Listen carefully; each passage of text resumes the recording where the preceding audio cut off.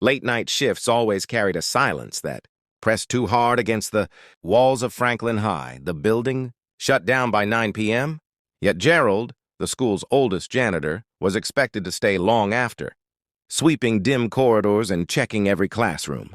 Students whispered rumors about him, that he'd worked there longer than any teacher, that he never aged, and that he refused to talk about. Why one wing of the building remained, permanently locked. It was past midnight when Gerald began his routine in the east corridor. The fluorescent lights flickered as if something unseen was moving above them. He pushed his mop bucket forward, wheels squeaking, when a door down the hall, one he knew was locked, creaked open on its own. He stood there, breathing shallow, staring into the blackness of the room. It was an old science lab, sealed off since a gas leak years ago. No one was supposed to go inside. The faint smell of chemicals leaked into the corridor. Gerald muttered to himself. Not tonight, but his feet betrayed him, carrying him closer.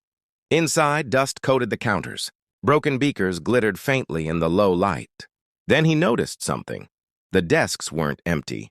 Scratch marks scored the surfaces, deep grooves like fingernails dragging in panic. His mop handle slipped from his hand, clattering against the tiles. The sound echoed unnaturally long, as though bouncing down a tunnel deeper than the room itself.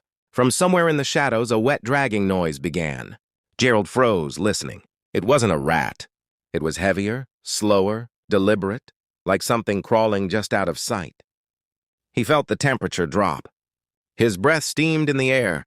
"Who's there?" he whispered. No reply. Only the dragging continued, closer now, circling. Then, from beneath one of the desks, a pale hand stretched into view. Too thin, too long, fingers twitching unnaturally.